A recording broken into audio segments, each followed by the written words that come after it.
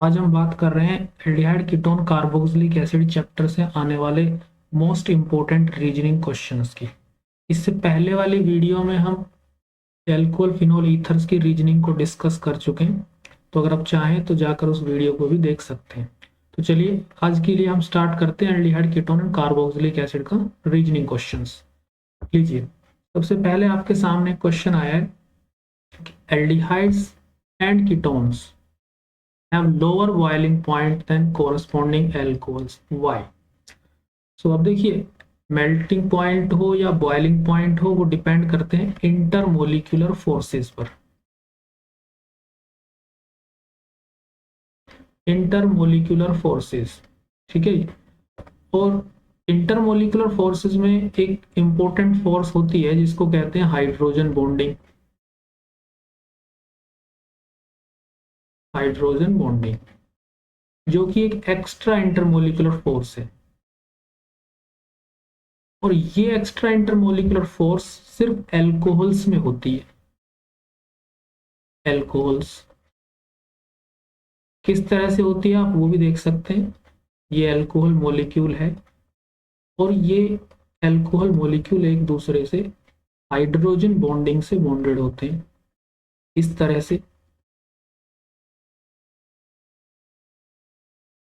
से different alcohol molecule में hydrogen bonding होती है। तो एल्कोहल में होती है ये एक extra intermolecular force hydrogen bonding.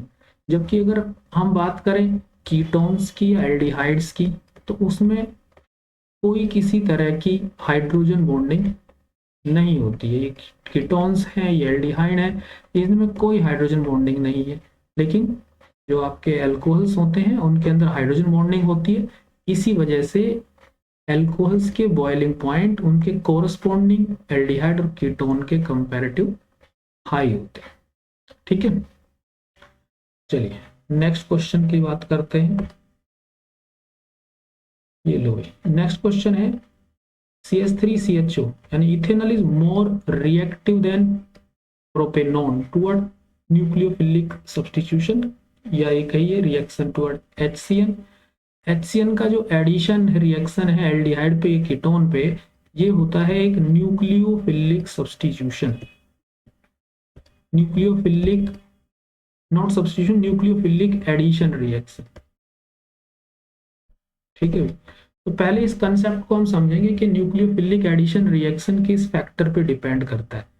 अब चाहे देखिए आपका एल्डिहाइड हो या कीटोन हो, इन दोनों में ही एक कार्बोनाइल ग्रुप होता है इस तरह से। अब अगर एल्डिहाइड की बात करें तो ये कार्बोनाइल ग्रुप हुआ यहां पर। कीटोन में बात करें तो इस तरह से ये कार्बोनाइल ग्रुप है ये वाला। अब यहाँ पे क्योंकि किसी न्यूक्लियोफाइल को अटैक करना होता है, इसी तरह से यहाँ भी कोई न्यूक्लियोफाइल अटैक कर सकता है। तो अब आप देख सकते हैं कि एल्डिहाइड में जो कार्बोनाइल कार्बन है उसके ऊपर सिर्फ एक एल्काइल ग्रुप है और एक छोटा सा हाइड्रोजन एटम। जबकि कीटोन वाले कार्बोनाइल ग्रुप की बात करें तो उस पर दो दो एल्काइल ग्रुप है जो कि बल्कि होते हैं मास में, साइज में। यानी कि आप ये कह सकते हैं कि कार्बोनाइल ग्रुप के ऊपर जितनी ज्यादा स्टेरिक हिंड्रेंस होंगी, किसी न्यूक्लियोफाइल के लिए उस पर अटैक करना बड़ा मुश्किल होगा। वहीं अगर अल्कोहल की कार्बोनाइल ग्रुप की बात करें तो वहां पर स्टेरिक हिंड्रेंस कम है। स्टेरिक हिंड्रेंस का मतलब होता है एक तरह से क्राउडिंग, उसके सराउंडिंग में इतने बड़े एटम्स या ग्रुप्स अरेंज हैं। तो एल्डिहाइड के कार्बोनाइल ग्रुप में अगर हम देखें तो एक ही एल्काइल ग्रुप है, दूसरी तरफ तो सिर्फ हाइड्रोजन है। यानी कि यहाँ एल्डिहाइड में जो स्टेरिक हिंड्रेंस है वो लेस होती है, स्टेरिक हिंड्रेंस। तो आप कह सकते हो because of this less steric hindrance aldehydes are more reactive. अब ये इथेनॉल आपका एल्डिहाइड है, तो ये जनरल क्वेश्चन भी हो सकता है कि aldehydes are more reactive toward nucleophilic addition reaction than ketone, तो भी सेम ही आंसर आप देंगे क्योंकि एल्डिहाइड्स में लेस स्टेरिक हिंड्रेंस होती है, इसलिए किसी भी न्यूक्लियोफाइल के लिए वहां पर अटैक करना बड़ा इजी होता है। और यहाँ तो क्योंकि नाम ही दिए गए हैं तो आप उसके अकॉर्डिंग भी आंसर दे सकते हैं कि in case of ethanal there is less steric hindrance on carbonyl carbon compare to propanone, and hence ethanal is more reactive than propanone toward addition reaction with HCl। ठीक है जी, चलिए नेक्स्ट क्वेश्चन की तरफ बढ़ते हैं। नेक्स्ट क्वेश्चन है हमारा ये कि pH of the reaction should be carefully controlled with preparing ammonia derivative carbonyl compound. पहले आप थोड़ा सा इस कंसेप्ट को समझिए, तभी आपको इस क्वेश्चन का रीजन समझ आएगा। देखिए, जब हम किसी भी एल्डिहाइड या कीटोन के साथ, ये एक एल्डिहाइड है या फिर आप कहिए कि ये एक कीटोन है, जब हम किसी भी अमोनिया डेरिवेटिव से रिएक्शन करते हैं, जैसे कि मान लीजिए हाइड्रोक्साइल अमीन एक अमोनिया डेरिवेटिव है NH2OH, ठीक है। तो यहाँ पर एक एडिशन कंडेंसेशन रिएक्शन होती है कुछ इस तरह से कि यहाँ से वाटर माइनस होता है, ये वाटर माइनस हुआ और ये डेरिवेटिव बन गए अमोनिया डेरिवेटिव या अमोनिया कंपाउंड्स के derivative with aldehyde. Similarly reaction ketone के साथ भी होती है, ये एक अमोनिया डेरिवेटिव है जिसको हाइड्रोक्साइल अमीन कहते हैं और यहाँ से भी वाटर माइनस होता है इस तरह से। तो फिर ये कीटोन के साथ अपना डेरिवेटिव बना लेता है इस तरह से, और हाइड्रोक्साइल अमीन के जो डेरिवेटिव होते हैं एल्डिहाइड कीटोन के साथ उनको ऑक्साइम्स कहते हैं। लीजिए ये ऑक्साइम है।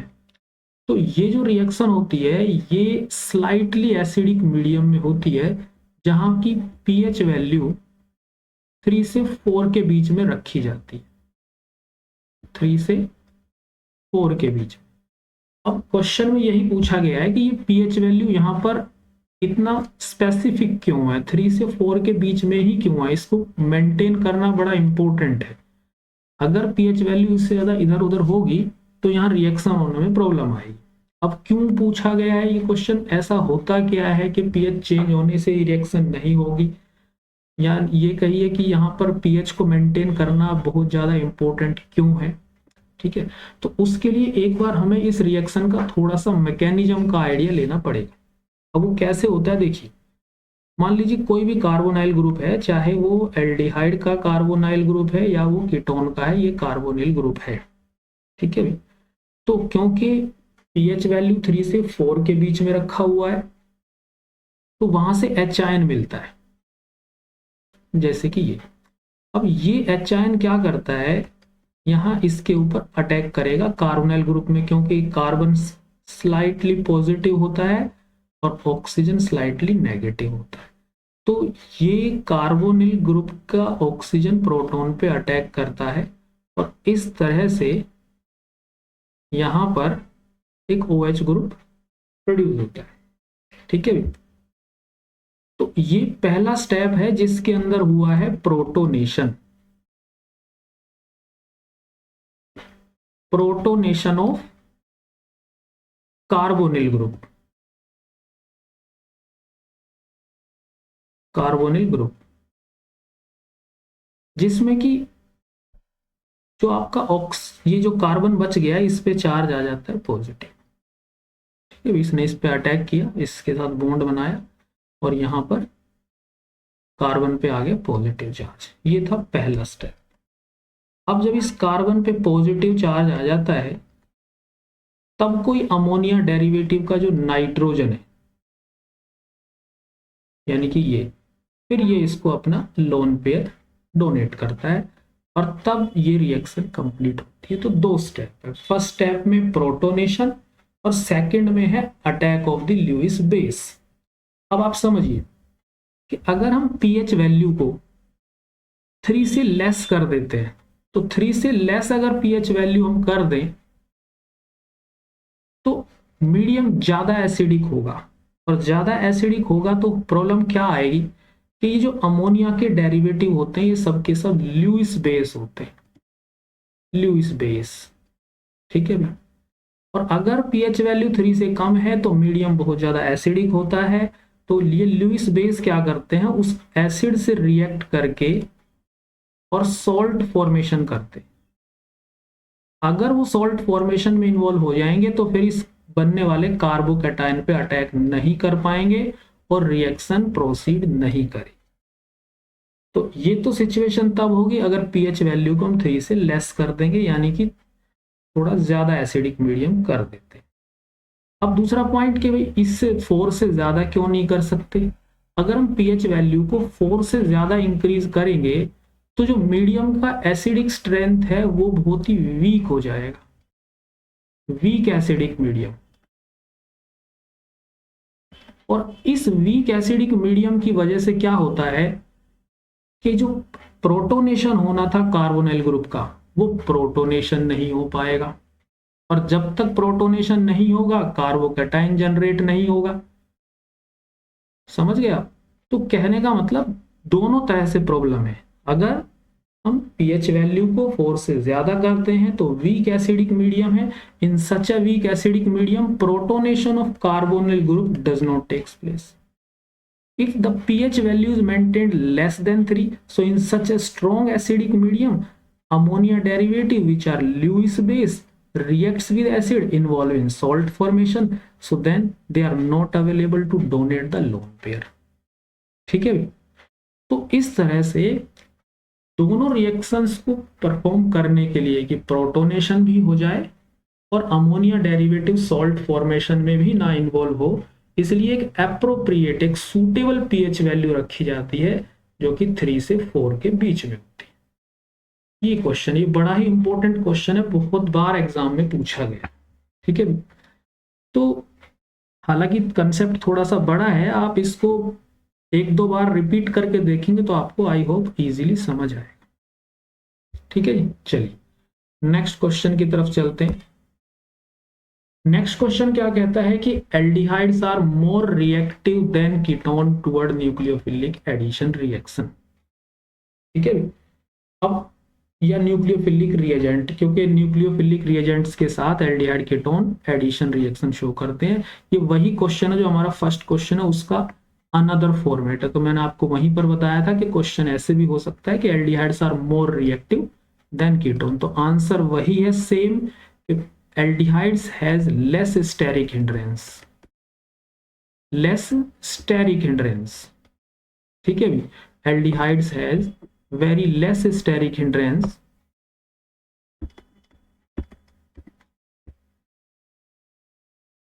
लीजिए स्टेरिक हिंड्रेंस बहुत कम है, जिसकी वजह से किसी भी न्यूक्लियोफाइल के लिए उस पर अटैक करना इजी होता है। बस इतना ही रीजन है। अगर आप स्टेरिक हिंड्रेंस की बात करें तो मैंने पहले ही बताया था, स्टेरिक हिंड्रेंस का मतलब है कि ये जो सेंटर है आपका न्यूक्लियोफिलिक सेंटर है, जो ये ऑक्सीजन या ये कहिए जो कार्बन, ये पूरा कार्बोनिल ग्रुप ही सेंटर है जिसके ऊपर अटैक होना है। अगर ये बल्कि ग्रुप से सराउंडेड है तो हम ये कहेंगे इस पे स्टेरिक हिंड्रेंस ज्यादा है। अगर इसके सराउंडिंग में बहुत छोटे छोटे ग्रुप्स हैं, जैसे कि हाइड्रोजन है या सिर्फ मिथाइल है या दूसरा भी हाइड्रोजन ही है, तो यानी कि स्टेरिक हिंड्रेंस कम है, तो किसी भी न्यूक्लियोफाइल के लिए इसके ऊपर अटैक करना बड़ा इजी होता है। तो ये वही आंसर है, सीधा सा आप लिख सकते हो कि aldehydes are more reactive than ketone toward nucleophilic addition reaction because of less steric hindrance. बस इससे ज्यादा आपको कोई एक्स्ट्रा वर्ड देने की जरूरत नहीं है, ये सफिशिएंट आंसर। ठीक है। चलिए नेक्स्ट क्वेश्चन की बात करते हैं। ये लीजिए, ये बड़ा इंपॉर्टेंट क्वेश्चन है, बहुत बार एग्जाम में पूछा गया है। ये क्या पूछा गया है, ये फिर से वही अमोनिया का डेरिवेटिव है एक, जो हम इससे मतलब सेकंड क्वेश्चन में बात कर चुके हैं, अमोनिया डेरिवेटिव का एडिशन रिएक्शन। ये अमोनिया का डेरिवेटिव है जिसका नाम है semicarbazone, semicarbazide, NH2 NH CONH2, इसका नाम है सेमी कार्बाजाइड,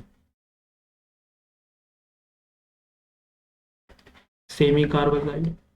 अब इसमें दो दो NH2 ग्रुप है, एक ये रहा और एक ये रहा।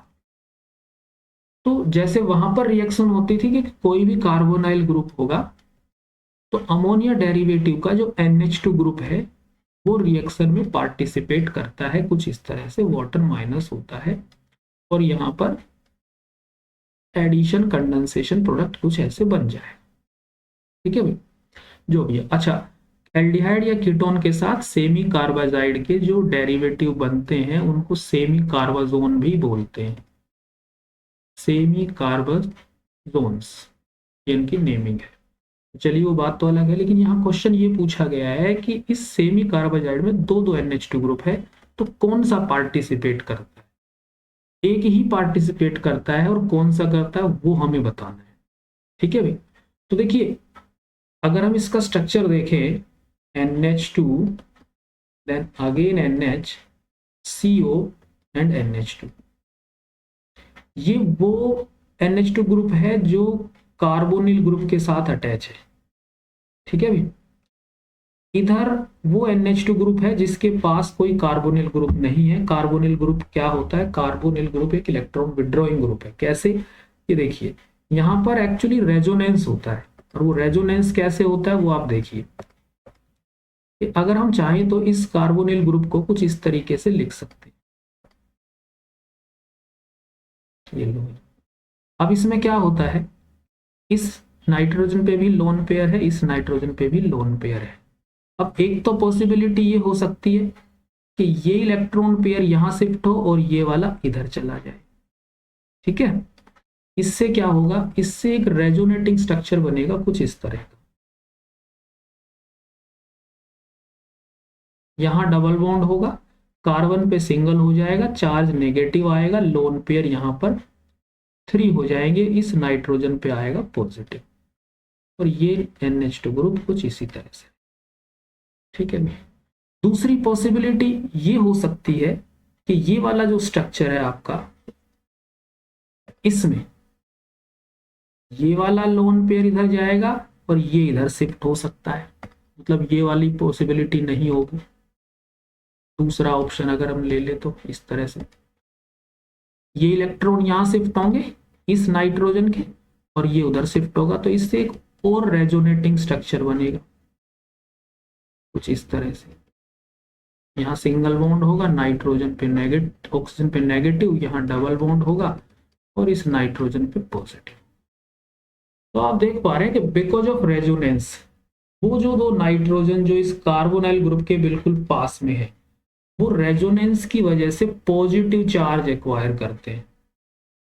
ठीक है, तो अगर ये पॉजिटिव है तो ये तो अपना लोन पेयर बिल्कुल भी डोनेट कर ही नहीं पाएंगे, क्योंकि उनके ऊपर तो ऑलरेडी पॉजिटिव आ गया है, तो लोन पेयर डोनेट कैसे करें?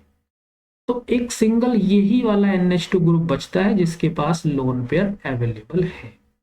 ठीक है, इसलिए दोनों में से एक ही ग्रुप पार्टिसिपेट करता है, और वो कौन सा करता है? वो ये वाला ग्रुप।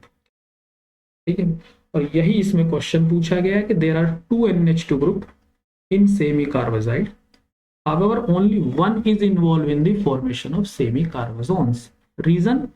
because जो दो NH2 ग्रुप है, एक है जो कार्बोनाइल ग्रुप के साथ अटैच है, तो because of it resonance it acquire positive charge, so it is not, it has not any lone pair to donate, तो इसलिए तो पार्टिसिपेट करेगा नहीं। लेकिन जो अनदर NH2 ग्रुप बच गया है उसके ऊपर लोन पेयर अवेलेबल होता है, तो वो डोनेट करता है, इसलिए ये वाला ग्रुप रिएक्शन में पार्टिसिपेट करेगा। यही आपका क्वेश्चन था, तो इस तरह से आप इसका जवाब दे सकते हो। एक बात मैं और भी बता दूं, ये क्वेश्चन एग्जाम में एक और तरीके से भी पूछा जाता है, हालांकि वहां ये रीजनिंग की फॉर्म में नहीं होता है, किसी अलग ही तरीके से पूछा जाता है। वो क्या होता है वो देखिए, कि एक रिएक्शन को कंप्लीट करने के लिए आपको दिया जाता है, यहाँ पर कोई कार्बोनाइल ग्रुप है, चाहे वो एल्डिहाइड का हो या कीटोन का हो, और यहाँ पर आपका ये सेमी कार्बोजाइड है। ठीक है, ये सेमी कार्बोजाइड है इस तरह से। पीएच वैल्यू भी आपको दिया गया होगा यहाँ 3 से 4 के बीच में, और क्वेश्चन पूछेगा कि आप इसको कंप्लीट करिए, यहाँ क्वेश्चन मार्क होगा। तो कंप्लीट करने के लिए हम क्या करते हैं, हम जनरली यही करते हैं कि कार्बोनिल ग्रुप से ऑक्सीजन आएगा और NH2 ग्रुप से हाइड्रोजन आएंगे, तो वाटर माइनस हो जाएगा। ठीक है, और आपका आंसर कुछ इस तरह से निकल के आएगा, ये लीजिए। ठीक है, लेकिन ये आंसर गलत हो जाए, ये आंसर बिल्कुल रॉन्ग है, इसके कोई मार्क्स आपको नहीं मिलेंगे। रीजन क्या है? अभी जैसा कि हमने डिस्कस किया है कि ये वाला NH2 ग्रुप रिएक्शन में पार्टिसिपेट करता ही नहीं है, जो जस्ट कार्बोनिल ग्रुप से अटैच है। ठीक है, पार्टिसिपेट तो ये वाला ग्रुप। तो प्रॉब्लम क्या होती है, वो क्वेश्चन में इस तरह से प्रिंट करके देखते हैं कि जो कार्बोनिल वाला NH2 ग्रुप है वो उसके पास रखते हैं, और जनरली हमें यही आदत होती है कि हम ऐसे करके वाटर माइनस करके डबल बॉन्ड लगा के आंसर बना देते हैं, लेकिन ये गलत आंसर। तो आपको आंसर देना है इसका सही।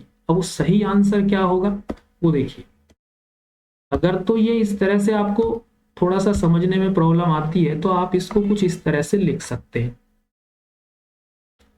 अपने हिसाब से। वो क्वेश्चन में जैसे भी लिखा हो आप उसको ठीक अपने हिसाब से लिखें, यानी कि ये वाला जो नाइट्रोजन का NH2 ग्रुप है ये इसके पास रखिए ताकि गलती कुछ ना हो।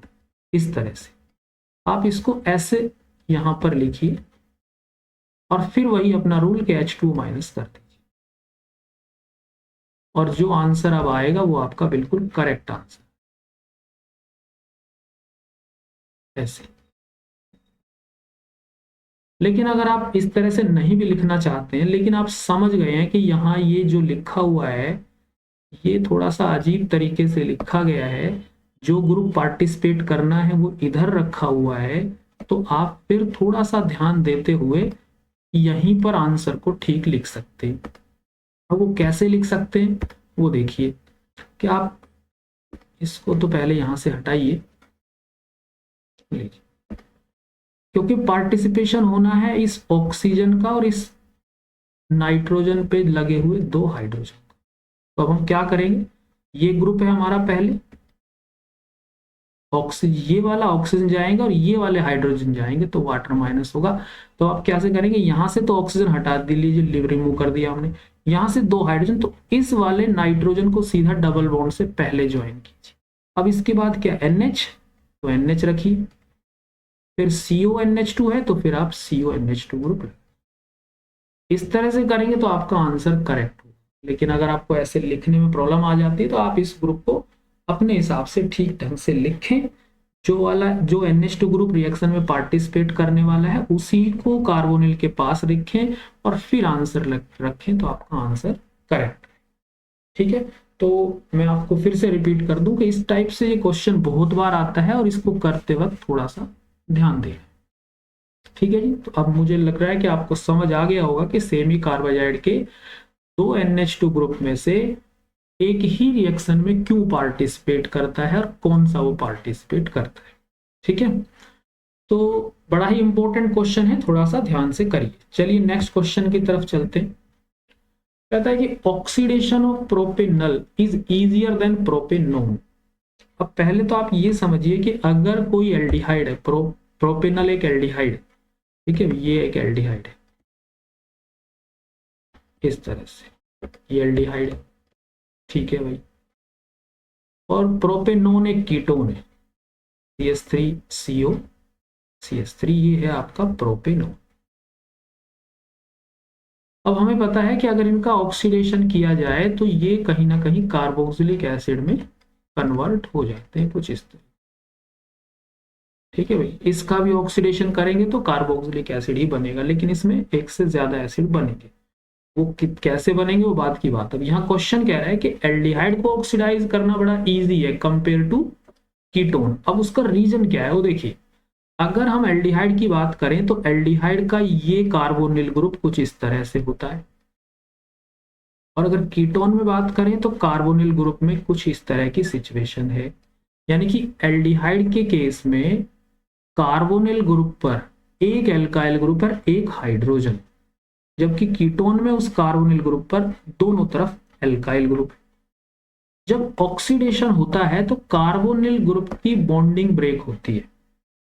अब एल्डिहाइड के केस में देखें तो यहां कार्बन हाइड्रोजन का बॉन्ड बना हुआ है जो कि वीक होता है compare to carbon carbon bond. यहां कीटोन में बात करें तो यहां भी कार्बन है और ये एल्काइल ग्रुप का भी कार्बन है, यहां कार्बन कार्बन बॉन्डिंग है, जबकि एल्डिहाइड में कार्बन हाइड्रोजन बॉन्डिंग है। अब कार्बन हाइड्रोजन बॉन्ड जो होता है ये थोड़ा सा वीक होता है, जबकि कार्बन कार्बन बॉन्ड जो होता है वो स्ट्रॉन्ग होता है। अब इसी वजह से क्योंकि ये बॉन्ड वीक है तो एल्डिहाइड का ये बॉन्ड आसानी से ब्रेक हो जाता है, they undergoes oxidation easily rather than ketone. बस इतना ही आंसर देना है, इससे ज्यादा आपको कुछ भी लिखने की जरूरत नहीं है। तो मुझे लगता है कि आपको ये बात समझ आ गई होगी। चलिए नेक्स्ट क्वेश्चन की तरफ चलते हैं। लीजिए, कहता है alpha hydrogen of aldehyde and ketones is acidic in nature. ये भी आप जान लें भाई, बात इंपॉर्टेंट है। हमने पढ़ा होगा अल्कोहल में आप लोगों ने कि अल्कोहल नेचर में एसिडिक होते हैं, अल्कोहल एसिडिक है, और कार्बोक्सिलिक कंपाउंड भी एसिडिक है। कार्बोक्सिलिक एसिड उनको तो ऑलरेडी बोलते ही एसिड है। बट आप ये भी जान लें कि एल्डिहाइड एंड कीटोन्स ये भी नेचर में थोड़े एसिडिक होते हैं। पहला पॉइंट तो ये आपको पता होना चाहिए, ठीक है। अब वो एसिडिक क्यों होते हैं कि अगर मान लीजिए ये कोई आपका एल्डिहाइड ग्रुप है इस तरह से, यहाँ कुछ भी, तो एल्डिहाइड ग्रुप ये फंक्शनल ग्रुप है। फंक्शनल ग्रुप के जस्ट बाद जो कार्बन होता है ये अल्फा कार्बन। तो अल्फा कार्बन के ये जो हाइड्रोजन होते हैं, यहां से अगर हम इसको थोड़ा इस तरह से लिख दें CH2H, तो ये इलेक्ट्रॉन यहाँ शिफ्ट होते हैं और ये बड़ी आसानी से H आयन रिलीज कर देते हैं। और जो H आयन रिलीज करते हैं वो नेचर में एसिडिक है, ठीक है। और यही सिचुएशन कीटोन में भी होती है। इवन कीटोन में तो दोनों तरफ अल्फा हाइड्रोजन होते हैं इस तरह से, ठीक है भाई। ये कीटोन है, तो इधर भी अल्फा हाइड्रोजन है, इधर भी अल्फा हाइड्रोजन है। अभी अल्फा हाइड्रोजन रिलीज क्यों है? क्योंकि बीच में कार्बोनिल ग्रुप रखा हुआ है, वो इलेक्ट्रॉन इधर शिफ्ट करेगा तो ये इलेक्ट्रॉन यहाँ शिफ्ट होंगे, H यहाँ से बाहर हो जाए। तो एल्डिहाइड कीटोन क्योंकि अल्फा हाइड्रोजन को in the form of H ion release करते हैं, so that is why they are acidic in nature. ये आपको सबको पता होना चाहिए। पहला पॉइंट तो है ये। अब इसने क्वेश्चन ये पूछा है कि alpha hydrogen of aldehyde and ketone is acidic क्यों है ये, इसका रीजन समझना है। ये तो हमने देख लिया कि ये H आयन को रिलीज करते हैं तो एसिडिक है, लेकिन ये क्यों रिलीज करते हैं? अब क्यों का आंसर यही है जो मैंने अभी आपको बताया है कि एल्डिहाइड हो या कीटोन हो, इनके अंदर एक कार्बोनिल ग्रुप है। ये कार्बोनिल ग्रुप क्या करता है, इस लोन पेयर को अगर इधर अपनी तरफ विड्रॉ करेगा बिकॉज ऑफ रेजोनेंस, तो ये कार्बन हाइड्रोजन का जो इलेक्ट्रॉन बॉन्ड पेयर है वो इधर शिफ्ट होगा, जिस वजह से यहां से ये H आयन बड़ी आसानी से रिलीज हो जाए। और सेम सिचुएशन यहां भी है, ये इधर शिफ्ट होगा तो ये वाला कार्बन हाइड्रोजन का जो बॉन्ड पेयर है यहां शिफ्ट होगा और ये H आयन को लूज करेगा, ठीक है। तो इसी वजह से एल्डिहाइड्स के जो अल्फा हाइड्रोजन होते हैं और कीटोन के अल्फा हाइड्रोजन होते हैं वो नेचर में एसिडिक होते हैं, ठीक है। नेक्स्ट क्वेश्चन पे चलते हैं। Cyclohexanone form cyanohydrin in a good yield but 2,4,6 trimethyl cyclohexane does not. अब ये क्वेश्चन में क्या पूछा गया है वो भी देखेंगे। पहले आप ये समझिए कि जैसे हम पीछे भी डिस्कस कर चुके हैं कि एल्डिहाइड हो या कीटोन हो, कोई भी एल्डिहाइड है या कीटोन है, वो कुछ न्यूक्लियोफिलिक एडिशन रिएक्शन देते हैं, HCN के साथ एडिशन करते हैं। अगर कोई भी एल्डिहाइड है, मान लीजिए आपका ये एल्डिहाइड है, ठीक है, तो यहाँ ये डबल बॉन्ड, या एक काम करते हैं इसको थोड़ा जनरलाइज फॉर्म में ही लिख लेते हैं, ज्यादा इजी रहेगा हमारे लिए समझना। ये कार्बोनिल ग्रुप है और आप यहाँ HCN से एडिशन कर रहे हैं, तो इसमें एडिशन होता है, ये स्लाइड पॉजिटिव है, ये नेगेटिव, और कार्बोनिल ग्रुप में क्योंकि ऑक्सीजन इलेक्ट्रोनेगेटिव है, कार्बन पे थोड़ा पॉजिटिव, तो इसमें होता क्या है एडिशन में, जो ये पॉजिटिव पार्ट है वो नेगेटिव पे जाके ऐड होता है और जो नेगेटिव पार्ट है वो पॉजिटिव सेंटर पे ऐड होता है। और इस तरह से कार्बन पे तो आ गया ये साइनाइड ग्रुप और इस ऑक्सीजन पे आ जाता है ये जो कंपाउंड बनते हैं इनको कहते हैं साइनोहाइड्रिन, साइनोहाइड्रिन, ठीक है भी। तो आप पहले तो यही जान लें कि साइनोहाइड्रिन क्या है, यानी कि additive product of HCN with aldehyde और कीटोन, उनको साइनोहाइड्रिन कहते हैं। चाहे वो एल्डिहाइड की एडिशन से बने HCN की, और चाहे कीटोन पे HCN की एडिशन पे बने, उनको साइनोहाइड्रिन कहते हैं। ये एक न्यूक्लियोफिलिक एडिशन रिएक्शन है, ये हम पहले ही क्वेश्चन में डिस्कस कर चुके हैं। न्यूक्लियोफिलिक एडिशन रिएक्शन, ठीक है भाई। और वहीं फर्स्ट क्वेश्चन में मैंने आपको एक्सप्लेन किया है कि न्यूक्लियोफिलिक एडिशन रिएक्शन की जो रिएक्टिविटी है वो डिपेंड करती है कार्बोनाइल ग्रुप की स्टेरिक हिंड्रेंस पर। जहां स्टेरिक हिंड्रेंस लेस होगी वहां रिएक्शन इजी होगी, जहां स्टेरिक हिंड्रेंस ज्यादा होगी वहां रिएक्शन थोड़ा स्लो रहेगी। इसका मतलब एल्डिहाइड और रिएक्टिव हुए और कीटोन थोड़े ज्यादा रिएक्टिव हुए। लेकिन प्रॉब्लम क्या है, यहाँ पर दोनों ही कीटोन गिवन है आपको, देख लीजिए कौन कौन से कीटोन है। एक कहता है साइक्लोहेक्सेनोन, तो ये आपका साइक्लोहेक्सेनोन हो गया, यहाँ ये कीटोनिक ग्रुप है, ठीक है। दूसरा बोलता है ट्राई मिथाइल साइक्लोहेक्सेनोन, तो वो क्या होगा, ये साइक्लोहेक्सेनोन है। ट्राई मिथाइल है, कौन कौन सी पोजीशन पे, 2 पे, 4 पे, 6 पे। तो 2 पोजीशन पे मिथाइल, 4 पोजीशन पे मिथाइल और 6 पोजीशन पे मिथाइल। तो ये साइक्लोहेक्सेनोन और ये है 2,4 साइक्लोहेक्सेनोन। आप इजीली देख सकते हैं कि जो साइक्लोहेक्सेनोन है वहां उस कार्बोनाइल ग्रुप के साइड में कोई बल्कि ग्रुप नहीं है, जबकि ये जो कार्बोनाइल ग्रुप है इसके तरफ आप देख सकते हो दो दो एक्स्ट्रा ग्रुप लगे हुए हैं, यानी कि यहां स्टेरिक हिंड्रेंस लेस है, यहां स्टेरिक हिंड्रेंस ज्यादा है। इसलिए ये HCN की एडिशन होने में थोड़ी प्रॉब्लम आएगी, या ये कहिए बहुत स्लो रहेगी। यहां पर ये HCN की एडिशन बड़ा इजीली हो जाएगी, ठीक है। तो एडिशन इजीली होगी तो यहां पर जो प्रोडक्ट आपका मिलेगा वो गुड यील्ड में मिलेगा, यानी कि ज्यादा अमाउंट में मिलेगा, ठीक है भाई। एडिशन का रूल वही था, इस तरह से यहाँ एडिशन होगी। जबकि इसमें एडिशन आप करेंगे तो यहाँ पर जो एडिशन का प्रोडक्ट मिलेगा कुछ इस तरह से मिलेगा, जो एक साइनोहाइड्रीन है। रिएक्शन तो दोनों में होगी पर यहाँ पे यील्ड ज्यादा है, और उसका सिंपल सा रीजन है because cyclohexanone has less steric hindrance, so it undergoes addition reaction with HCN to form cyanohydrin in good yield compared to 2,4,6 tricyclohexanone where there is a higher steric hindrance। बस वो इतना ही answer देना, ठीक है। चलिए next question पे चलते हैं। Why carboxylic acid does not give reaction of carbonyl group? ये भी एक बड़ा अच्छा क्वेश्चन और बहुत बार एग्जाम में आया हुआ। देखिए सब जानते हैं कार्बोक्सिलिक एसिड का ये फॉर्मूला जनरल इस तरह से होता है, और देखा जाए तो इसमें भी एक कार्बोनाइल ग्रुप प्रेजेंट है, ये वाला, ये कार्बोनाइल ग्रुप है। अब कार्बोनाइल ग्रुप है तो इसमें कार्बोनाइल ग्रुप वाली रिएक्शन होनी चाहिए, जिनको हम कह रहे हैं न्यूक्लियोफिलिक एडिशन रिएक्शन, जो कि एल्डिहाइड या कीटोन के साथ हो रही है, nucleophilic addition reaction. But question में कहा है कि कार्बोक्सिलिक एसिड के अंदर कार्बोनिल ग्रुप होने के बाद भी ये कार्बोनिल ग्रुप की प्रॉपर्टी शो ही नहीं करता। अब उसका रीजन क्या है, उसका रीजन देखिए क्या होता है। कोई भी कार्बोक्सिलिक एसिड, ये एक कार्बोक्सिलिक एसिड है, क्योंकि ये एसिड है तो एच आयन लूज करता है। एच आयन लूज कैसे कर देता है, ये जो ऑक्सीजन है, ऑक्सीजन एक हाईली इलेक्ट्रोनेगेटिव एलिमेंट है, तो ये यहाँ इस बॉन्ड पेयर में से हाइड्रोजन के इलेक्ट्रॉन को अट्रैक्ट करता है, एक्सेप्ट करता है और एच आयन को लूज कर देता है। ये एच आयन आपका लूज हो गया और ये कार्बोक्सिलिक एसिड कन्वर्ट हो जाता है एक कार्बोक्सिलेट आयन में, इस तरीके से, ठीक है। अब ये जो कार्बोक्सिलेट आयन बना है इसमें होता है रेजोनेंस।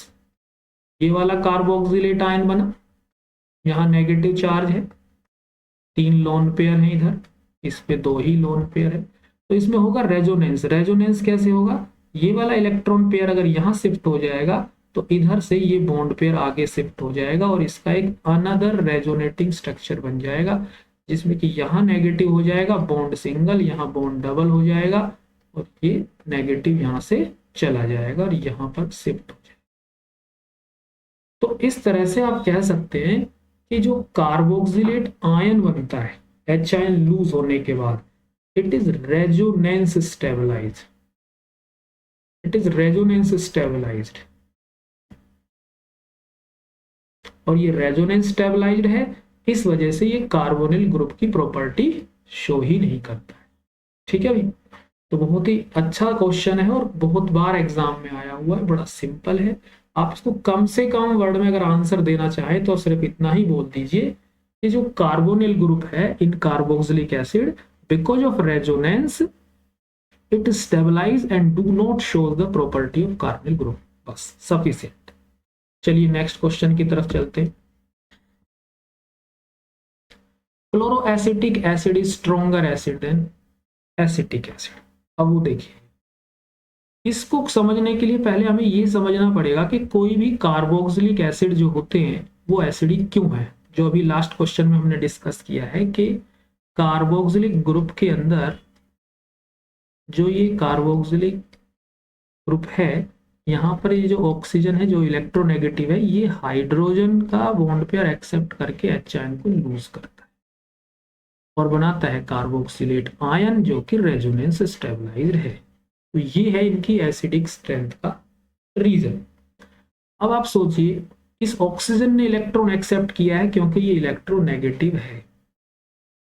अब एक बात को अगर मान लें कि ये जो कार्बोक्सिलिक ग्रुप है, यहां पर कोई ऐसा ग्रुप आ जाए जो इसको इलेक्ट्रॉन डोनेट करने लगे, तो इधर से अगर इलेक्ट्रॉन डोनेशन इफेक्ट होगा प्लस आई इफेक्ट होगा, तो वो कहीं ना कहीं इलेक्ट्रॉन इस ऑक्सीजन तक भी जाएंगे। अगर इस तक ऑक्सीजन तक इलेक्ट्रॉन पहुंचेंगे तो इसकी इलेक्ट्रॉन डेंसिटी थोड़ी बढ़ जाएगी, या ये कहिए कि इसकी इलेक्ट्रोनेगेटिविटी नेचर डिक्रीज होगा, तो हाइड्रोजन से इलेक्ट्रॉन लेने की टेंडेंसी भी डिक्रीज होगी। और जैसे ही हाइड्रोजन से इलेक्ट्रॉन लेने की टेंडेंसी डिक्रीज होगी तो एच आयन को रिलीज होने में प्रॉब्लम होगी, यानी कि एच आयन इजीली रिलीज नहीं होगा, यानी कि एसिडिक नेचर डिक्रीज हो जाए। ठीक है भाई। लेकिन वहीं इसी का बिल्कुल उल्टा अगर हम सोचें कि यहाँ कोई ऐसा ग्रुप है जो इस कार्बोक्सिलिक ग्रुप से इलेक्ट्रॉन को विड्रॉ कर ले, तो ये ऑक्सीजन पहले से ही इलेक्ट्रोनेगेटिव है, एक विड्रॉइंग ग्रुप और आ गया, उसने इलेक्ट्रॉन विड्रॉ कर दिया, तो ये ऑक्सीजन और ज्यादा इलेक्ट्रोनेगेटिव हो जाता है, इसकी इलेक्ट्रॉन डेंसिटी और कम हो जाती है, जिस वजह से इसकी टेंडेंसी बढ़ जाती है to accept a bond pair from hydrogen and it releases the H ion more easily. ठीक है, ये हमारा कंसेप्ट है एसिडिक स्ट्रेंथ का। चलिए अब आ जाते हैं अपने क्वेश्चन पे। इसने दो कंपाउंड दिए हैं, क्लोरोएसिटिक एसिड और एसिटिक एसिड। अगर क्लोरोएसिटिक एसिड की बात करें तो ये है क्लोरोएसिटिक एसिड, और एसिटिक एसिड की बात करें तो ये है आपका एसिटिक एसिड। अब आप देख रहे हैं जो क्लोरोएसिटिक एसिड है उसमें इस अल्फा कार्बन पे क्लोरीन ग्रुप लगा है जो कि इलेक्ट्रॉन विड्रॉइंग है। और अभी हमने देखा कि इलेक्ट्रॉन विड्रॉइंग ग्रुप आएगा तो एसिडिक स्ट्रेंथ को इंक्रीज करता है, जबकि यहां पर तो कोई ऐसा ग्रुप है ही नहीं जो इलेक्ट्रॉन विड्रॉ करे, इवन मिथाइल ही है जो कि डोनर ही होता है। तो इस वजह से हम कह सकते हैं कि chloroacetic acid is stronger acid than acetic acid. ठीक है, अब अगर आपको इसका बिल्कुल सही सही कम से कम वर्ड में अगर आंसर देना चाहेंगे तो आप क्या लिखेंगे कि chloroacetic acid has a chlorine group which is an electron withdrawing, which withdraw the electron from carboxylate oxygen and helps to release the HN more easily। बस इतना आंसर लिखोगे सफिशियंट होगा, and hence chloroacetic acid is more acidic than acetic acid।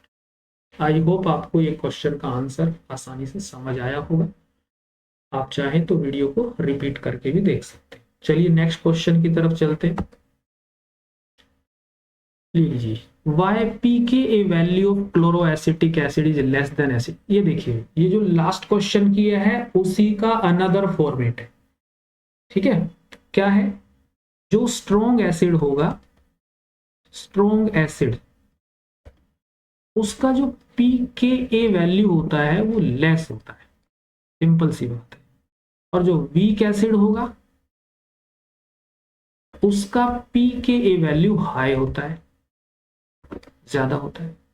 और अभी हमने देखा था कि जो क्लोरोएसिटिक एसिड है, chloroacetic acid it is more acidic then acetic acid. तो क्योंकि ये ज्यादा एसिडिक है तो ऑब्वियसली स्ट्रॉन्ग एसिड है तो पीएच वैल्यू लेस ही होगी ना, यही तो क्वेश्चन पूछा है। वाई पी के value of chloro acetic acid is less then acidic acid, तो सीधा 2 वर्ड में आंसर देंगे, because chloro acetic acid is more acidic then acetic acid and hence it has less P के value. बस इतना ही देना है, सफिशिएंट। ठीक है, तो देखिए क्वेश्चन सेम है, वर्ड्स को चेंज कर दिया गया है, क्वेश्चन के फॉर्मेट को चेंज कर दिया गया, लेकिन कंसेप्ट तो सेम ही है। ठीक है, तो थोड़ा सा समझ के अगर आप करेंगे तो बड़ी आसानी से क्वेश्चन का जवाब दे पाएंगे। चलिए नेक्स्ट क्वेश्चन की तरफ चलते हैं। कहता है कि aromatic carboxylic acid do not undergoes Friedel Craft reaction. बड़ा इंपॉर्टेंट क्वेश्चन है भाई। देखिए पहले तो ये समझिए फ्रिडलक्राफ्ट रिएक्शन है क्या। ये बेंजीन रिंग है आपका, इस पे कोई ग्रुप है, चलिए कोई भी ग्रुप है, जब इस पे हम फ्रिडलक्राफ्ट रिएक्शन करते हैं, लाइक फ्रिडलक्राफ्ट, चलिए एल्काइलेशन की बात कर लेते हैं। पहले आप कंसेप्ट को समझिए फिर उसका आंसर देखते हैं। AlCl3 की प्रेजेंस में रिएक्शन होती है, तो ये ऑर्थो पोजीशन से या पैरा पोजीशन पे ये मिथाइल ग्रुप का सब्सटीट्यूशन होता है, डिपेंड करता है ये ग्रुप कौन सा है।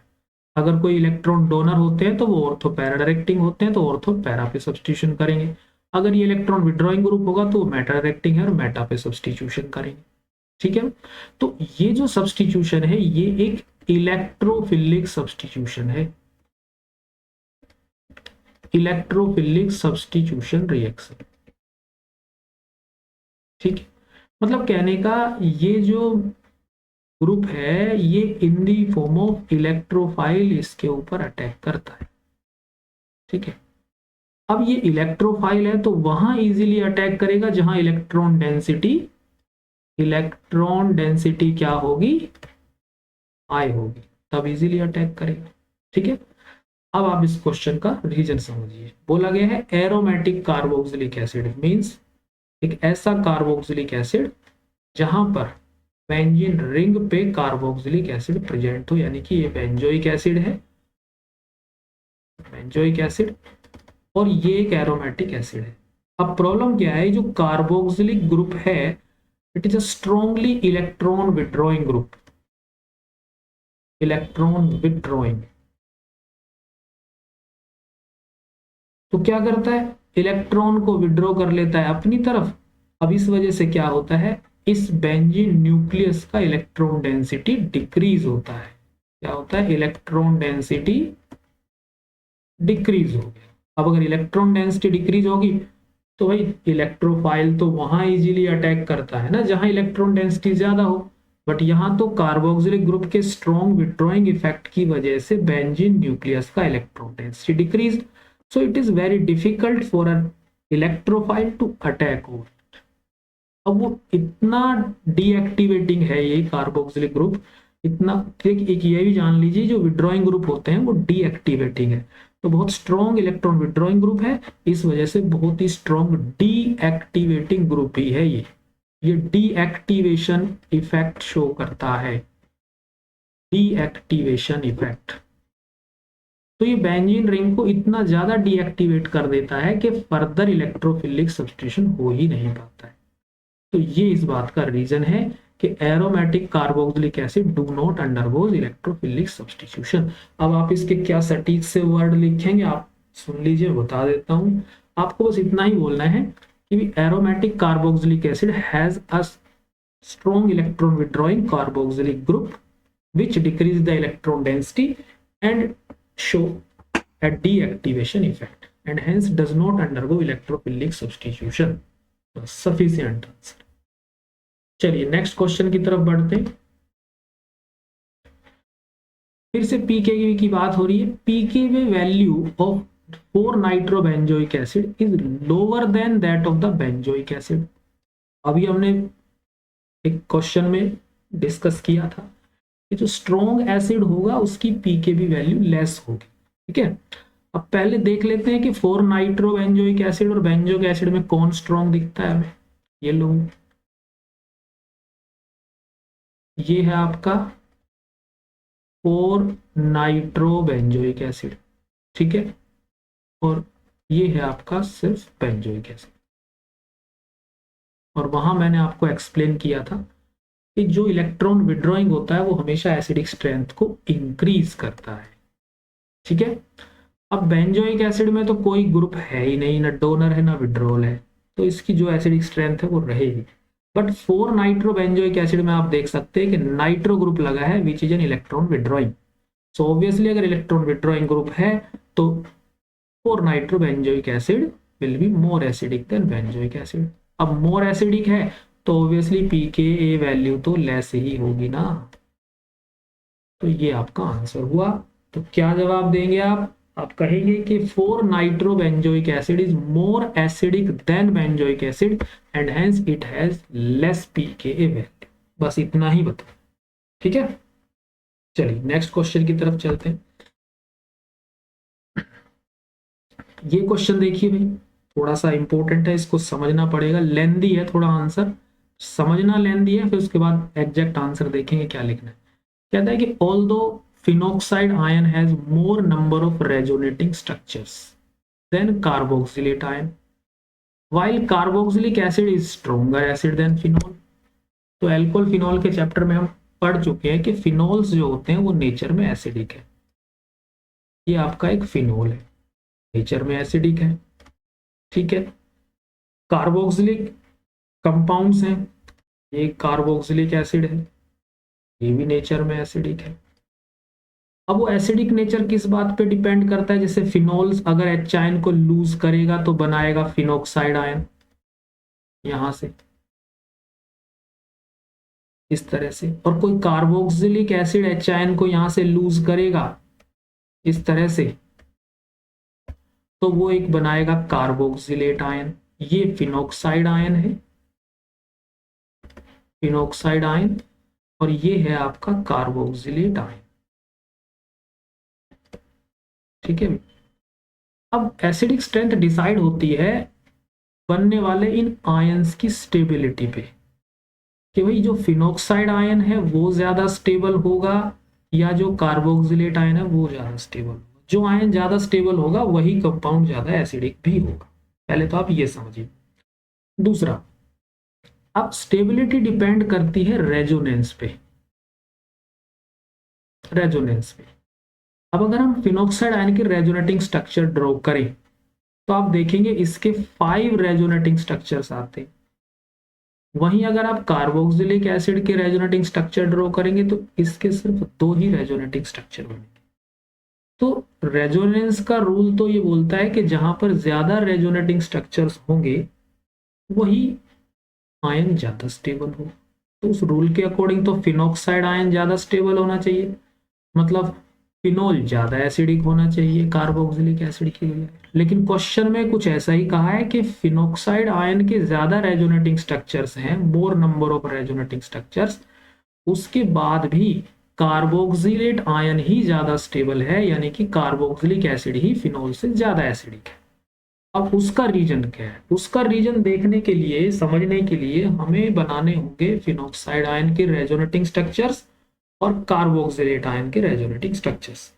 चलिए एक बार बनाते हैं, बनाने में थोड़ा टाइम लगेगा, लेकिन जिसको रेजोनेटिंग स्ट्रक्चर ड्रॉ नहीं करने आते हैं वो भी सीख लेगा कि यहाँ रेजोनेटिंग स्ट्रक्चर कैसे ड्रॉ किए जाते हैं।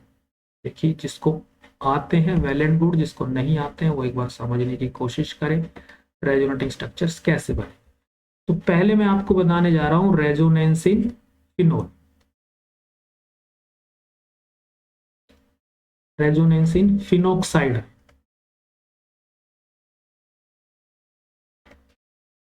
तो फिनोक्साइड आयन क्या है भाई, ये देखिए फिनोक्साइड आयन है ये, फिनोल में से जो एच आयन लूज होने के बाद जो जनरेट होता है ये है आपका फिनोक्साइड आयन, जिसमें यहाँ नेगेटिव चार्ज होता है, इस ऑक्सीजन पे 3 लोन पेयर्स होते हैं। अब इसके बनते हैं 5 रेजोनेटिंग स्ट्रक्चर्स। कैसे बनेंगे ये देखिए, ये लोन पेयर यहाँ शिफ्ट होगा तो ये वाला बॉन्ड पेयर इधर शिफ्ट हो जाएगा, इससे एक अनदर रेजोनेटिंग स्ट्रक्चर हमारे सामने आएगा। वो किस तरह से होगा, यहाँ बॉन्ड डबल हो जाएगा, ऑक्सीजन का जो नेगेटिव था वो न्यूट्रलाइज हो जाएगा, लोन पेयर 2 की बजाय 3 रह जाएंगे, और ये जो बॉन्ड पेयर था वो यहाँ आकर के स्टे करेगा और चार्ज नेगेटिव आ जाएगा। ये 2 bond pair as it is रहेंगे, ठीक है भाई। आगे क्या होगा, आगे ये होगा कि ये इलेक्ट्रॉन पे अगर यहाँ बॉन्ड बनाएंगे तो ये वाला बॉन्ड पेयर यहाँ स्टे करेगा। जिससे कि एक अनदर रेजोनेटिंग स्ट्रक्चर हमारे सामने आएगा। यहाँ डबल बॉन्ड है, दो लोन पेयर है, यहाँ बॉन्ड बन चुका है, यहाँ लोन पेयर स्टे कर गया, नेगेटिव चार्ज, और ये ऑलरेडी था। नेक्स्ट ये इलेक्ट्रॉन यहाँ शिफ्ट होंगे तो ये बॉन्ड पेयर यहाँ शिफ्ट हो जाएंगे, एक और रेजोनेटिंग स्ट्रक्चर हमें मिलेगा। वो कैसा होगा वो देख लीजिए। यहाँ लोन पेयर स्टे कर जाएगा, नेगेटिव चार्ज, ठीक है, और बॉन्ड यहाँ बन जाएगा, और जैसी सिचुएशन थी वो ऑलरेडी वैसी ही रहेगी। और हो गए। फाइनली क्या होगा, ये लोन पेयर अगर यहाँ शिफ्ट होगा तो ये बॉन्ड पेयर वापस चला जाएगा जहां से ये आया था, ठीक है। इससे एक और रेजोनेटिंग स्ट्रक्चर हमारे सामने आएगा, और वो क्या होगा कि ये वापस से सिंगल बॉन्ड हो जाएगा, ऑक्सीजन पे 3 लोन पेयर वापस मिल जाएंगे और नेगेटिव चार्ज आ जाएगा, और यहाँ बॉन्ड बन जाएगा, यहाँ पहले से था। तो there are all 5 resonating structures, ठीक है, 1 2 3 4 एंड 5। इसी तरह से अब हम कार्बोक्सिलिक आयन का रेजोनेंस देख लेते हैं, ठीक है भाई। Resonance in carboxylate ion,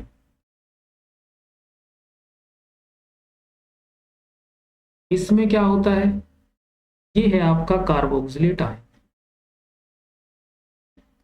H ion lose होने के बाद जो बचता है इस ऑक्सीजन पे नेगेटिव होता है, इस पे लोन पेयर होते हैं 3, और इस पे लोन पेयर 2 होते हैं, और ये डबल। अब क्या होगा, ये लोन पेयर अगर यहाँ एज ए बॉन्ड पेयर आएगा तो ये वाला बॉन्ड पेयर यहाँ शिफ्ट हो जाएगा, इससे एक और रेजोनेटिंग स्ट्रक्चर हमारे सामने आएगा। क्या कि यहाँ बॉन्ड सिंगल हो जाएगा, चार्ज नेगेटिव यहाँ शिफ्ट, लोन पेयर इधर हो जाएंगे 3, ठीक है, और ये बॉन्ड हो जाएगा सिंगल से डबल, लोन पेयर 3 से रह जाएंगे 2, और चार्ज यहाँ से आगे शिफ्ट हो चुका है। तो आपके सामने है कि फिनोक्साइड आयन में 5 रेजोनेटिंग स्ट्रक्चर्स है, जबकि कार्बोक्सिलिक आयन में 2 ही है। बट फिर भी अगर इन स्ट्रक्चर्स को कंपेयर किया जाए तो थोड़ा सा समझना, यहाँ पर 2 बातें हैं इंपॉर्टेंट, कि अगर हम फिनोक्साइड आयन का रेजोनेंस हाइब्रिड बनाएं, रेजोनेंस हाइब्रिड मतलब इन सभी ऑल द 5 रेजोनेटिंग स्ट्रक्चर्स का एक इंटरमिक्स, उसको बोलते हैं रेजोनेंस हाइब्रिड, ठीक है भाई। तो वो रेजोनेंस हाइब्रिड क्या होगा, ये देखिए, इस तरह से ये रिंग लगाएंगे, ये रेजोनेंस हाइब्रिड। वहीं कार्बोक्सिलेट आयन का रेजोनेंस हाइब्रिड ड्रॉ करें तो ये देखिए इस तरह से, ये रेजोनेंस हाइब्रिड है, ठीक है, कोई डाउट नहीं, ठीक है। तो अब प्रॉब्लम क्या है कि यहां 5 रेजोनेटिंग स्ट्रक्चर्स हैं, तो इस रेजोनेंस हाइब्रिड में एक स्ट्रक्चर का सिर्फ 20% कंट्रीब्यूशन हुआ। बात समझना बड़ा इंपॉर्टेंट है, थोड़ा सा कंफ्यूजिंग है। जबकि कार्बोक्सिलेट आयन में देखें तो 2 ही रेजोनेटिंग स्ट्रक्चर्स है, और इस रेजोनेंस हाइब्रिड में एक स्ट्रक्चर का अबाउट 50% कंट्रीब्यूशन हो गया। समझ आया, दोबारा से समझिए। रेजोनेंस हाइब्रिड है फिनोक्साइड आयन का, अब क्योंकि उसकी 5 रेजोनेटिंग स्ट्रक्चर्स हैं तो हर एक इंडिविजुअल रेजोनेटिंग स्ट्रक्चर्स का ओनली 20% कंट्रीब्यूशन आता है रेजोनेंस हाइब्रिड में। वहीं कार्बोक्सिलेट आयन में क्योंकि 2 ही रेजोनेटिंग स्ट्रक्चर हैं तो हर एक रेजोनेटिंग स्ट्रक्चर का 50% कंट्रीब्यूशन आता है रेजोनेंस हाइब्रिड। तो पहला पॉइंट तो ये हुआ कि जो ये कार्बोक्सिलेट आयन है वो फिनोक्साइड आयन से ज्यादा स्टेबल है। और दूसरा जो रीजन है वो और भी ज्यादा इंपॉर्टेंट है, उसमें क्या होता है आप देखिए, अगर हम फिनोक्साइड आयंस की बात करें, ठीक है भाई, फिनोक्साइड आयन की बात करें तो फिनोक्साइड आयन में ये जो 3 स्ट्रक्चर है, सेकंड, थर्ड एंड फोर्थ, यहां आप देखें तो जो नेगेटिव चार्ज है वो कार्बन एटम्स पर है, जबकि अगर आप कार्बोक्सिलेट आयन की बात करें तो जो नेगेटिव चार्ज है वो ऑक्सीजन एटम पर है। अब क्योंकि ऑक्सीजन जो होता है वो कार्बन से कहीं ज्यादा इलेक्ट्रोनेगेटिव है, इलेक्ट्रोनेगेटिव, ठीक है भाई। और रेजोनेंस का ये रूल होता है कि जहां इलेक्ट्रोनेगेटिव पे नेगेटिव चार्ज एक्वायर होगा वो रेजोनेटिंग स्ट्रक्चर ज्यादा स्टेबल होंगे। ध्यान रखना ये रूल है।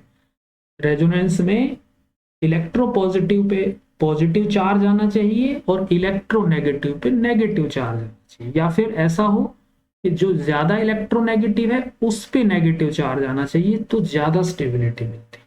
तो आप देख सकते हैं कि फिनोक्साइड आयन के 3 स्ट्रक्चर्स में कार्बन पे नेगेटिव है जो कि ऑक्सीजन से लेस इलेक्ट्रोनेगेटिव, जबकि कार्बोक्सिलेट आयन में बात करें, ये पहले फिनोक्साइड था, कार्बोक्सिलेट आयन में बात करें तो दोनों ही स्ट्रक्चर में जो नेगेटिव चार्ज है वो ऑक्सीजन पर ही है, यानी कि ज्यादा इलेक्ट्रोनेगेटिव एलिमेंट पर नेगेटिव चार्ज है जो रेजोनेंस को स्टेबिलिटी प्रोवाइड करता है। तो ये 2 रीजन निकल के आते हैं जिस वजह से carboxylate ion is more resonance stabilize than phenoxide ion. ठीक है भाई, तो अगर कार्बोक्सिलेट आयन ज्यादा स्टेबल है तो ऑब्वियसली कार्बोक्सिलिक एसिड ही मोर एसिडिक होंगे। ठीक है, कंसेप्ट थोड़ा लेंदी है, समझना था, बट पूरा इतना सारा एक्सप्लेन नहीं करना होता है। अब आपको इस क्वेश्चन का जवाब देने के लिए सिर्फ 2 पॉइंट लिखने होंगे। Number 1, in case of phenoxide ion each resonating structure has only 20% contribution in resonance hybrid, while in case of carboxylate ion each resonating structure has 50% contribution in resonance hybrid। तो इस वजह से कार्बोक्सिलेट आयन ज्यादा stabilise हुआ। Second point क्या कहेंगे, इन case of phenoxide ions negative charge is present on carbon atom which is less electronegative than oxygen, जबकि in case of carboxylate ion negative charge is present on oxygen atom which is more electronegative, so and hence carboxylate ions is more resonance stabilized than phenoxide ion, so that is why carboxylic acids are more acidic than phenols। बस इतना आपको answer देना है। Concept थोड़ा सा बड़ा था, आप इस कंसेप्ट को रिवाइज करके रिपीट करके बार बार देखेंगे तो आई होप कि आपको आसानी से समझ आ जाए। ठीक है, चलिए चलते हैं नेक्स्ट क्वेश्चन की तरफ, और ये लास्ट क्वेश्चन है, बस इससे ज्यादा नहीं है, यही सिर्फ रीजनिंग के क्वेश्चन है एल्डिहाइड कीटोन में। मैं आपको बता दूं इससे ज्यादा रीजनिंग आपके सामने नहीं आएगी फाइनल एग्जाम। ठीक है, आप चाहे लास्ट 20 ईयर का एक क्वेश्चन उठा के देख लीजिए, यही रीजनिंग के क्वेश्चन बार बार आपके सामने आएंगे। तो चलिए लास्ट क्वेश्चन है, इसको भी एक बार डिस्कस कर लेते हैं। कहता है electrophilic substitution in benzoic acid takes place at meta position.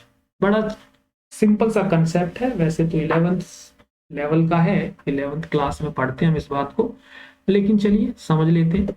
ये बेंजोइक एसिड है, जैसे कि अभी हमने थोड़ी देर पहले भी बात की थी कि यहाँ पर इलेक्ट्रोफिलिक सब्स्टिट्यूशन हो सकते हैं। बेंजीन रिंग पर कोई इलेक्ट्रोफाइल बड़ी आसानी से अटैक करता है क्योंकि बेंजीन रिंग में 3 पाई बॉन्ड होने की वजह से बहुत स्ट्रॉन्ग इलेक्ट्रॉन क्लाउड होता है। अब वो इलेक्ट्रोफाइल ऑर्थो पैरा पोजीशन पे जाएगा या फिर इस मेटा पोजीशन पे जाएगा, वो डिसाइड करता है ये ग्रुप। तो उस ग्रुप का फाइनल सा रिजल्ट ये निकलता है उस पूरे कंसेप्ट को कहते हैं directive influence of the functional group. तो उसका पूरे कंसेप्ट का रिजल्ट ये निकलता है कि अगर कोई इलेक्ट्रॉन डोनर ग्रुप है, electron donor ortho and para directing होगा, क्योंकि डोनेशन की वजह से वो ऑर्थो पैरा पे इलेक्ट्रॉन डेंसिटी को इंक्रीज करता है, सो ऑर्थो पैरा डायरेक्टिंग होगा। लेकिन अगर वहीं कोई इलेक्ट्रॉन विड्रॉइंग ग्रुप है, वो क्या करता है, ऑर्थो पैरा से इलेक्ट्रॉन डेंसिटी डिक्रीज करता है, तो मेटा पे इलेक्ट्रॉन डेंसिटी ज्यादा रह जाती है। इस वजह से कोई भी इलेक्ट्रोफाइल मेटा पे अटैक करेगा, यानी कि वो होता है मेटा डायरेक्टिंग। ठीक है, मेटा डायरेक्टिंग। और जो कार्बोक्सिलिक ग्रुप होता है वो एक इलेक्ट्रॉन विड्रॉइंग है और मेटा डायरेक्टिंग है, समझ लें आप ही। ठीक है भाई, और इसी वजह से इलेक्ट्रोफिलिक सब्स्टिट्यूशन बेंजोइक एसिड में हमेशा मेटा पोजीशन पे ही होगा। ठीक है भाई, चलिए वेरी गुड। ये सब आपके रीजनिंग क्वेश्चन थे एल्डिहाइड कीटोन कार्बोक्सिलिक एसिड के चैप्टर से, और आई होप कि इससे ज्यादा रीजनिंग के क्वेश्चन नहीं आएंगे आपके, आएगा तो इन्हीं में से कोई रीजनिंग का क्वेश्चन आ जाए। ठीक है, चलिए मिलेंगे नेक्स्ट वीडियो में जहां हम अमीन्स चैप्टर के कुछ रीजनिंग क्वेश्चन को डिस्कस करेंगे। चलिए।